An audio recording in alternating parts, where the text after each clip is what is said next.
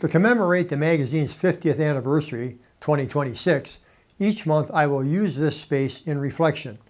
I will select one of my 592 columns from those years and share it with you with some minor updating. The title of this one is He Was a Friend of Yours, and it's from the August 2002 edition of Referee Magazine. In the late 1970s, a letter arrived asking if Referee would be interested in an article about officiating and the legal system. Officials being sued? Officials needing liability insurance? Huh? Thus began a critical journey for our industry. Over the past 5 decades, Mel Narol, Stu Dedopolous, Alan Goldberger, and Don Collins have been the key players informing officials about the law and risk.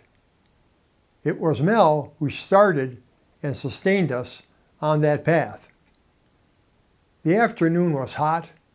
Summertime in New Jersey, hot and humid. About 200 of us had gathered loosely around a large canopy that shaded close friends and family from the blaze of the sun.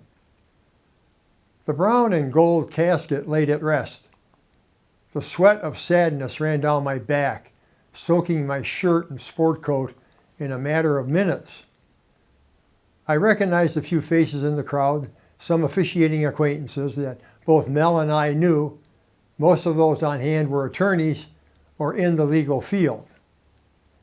Just 2 days before the graveside service I attended that Wednesday afternoon, Mel Narol, just 51 years old, died without warning, but with brutal quickness.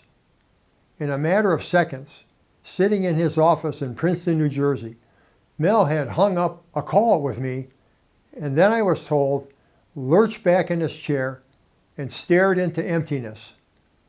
They said it was a massive heart attack.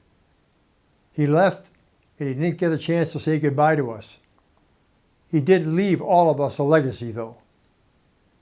In 1978, this magazine was just 2 years young and sputtering to life.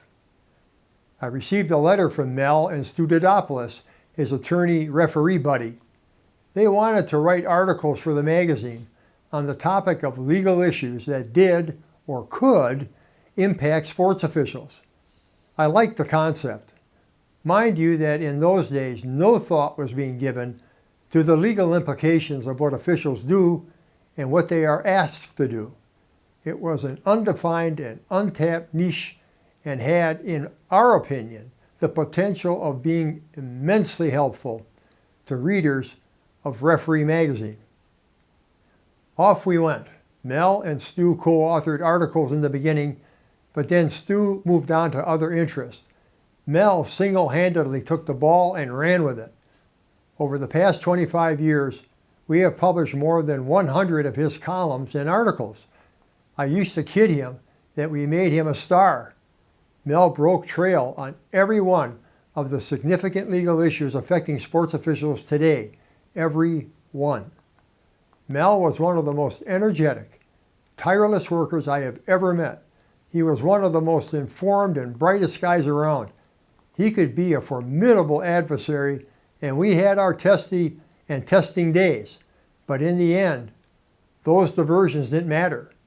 What mattered was his unyielding commitment to help all officials understand their rights and responsibility. I last saw Mel 2 weeks before he died.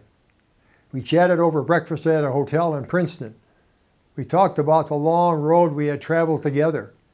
He was now being retained by officiating organizations and even some college conferences. He had carved out key space, and all because he had become a noted columnist for this magazine. We finished breakfast and walked to the lobby. I put my arm around his shoulders, gave him a hug, and said it was good we had taken this time together. He left for his office, me to the airport. Now today, here I am, writing this obit. Heavy stuff. Thank you.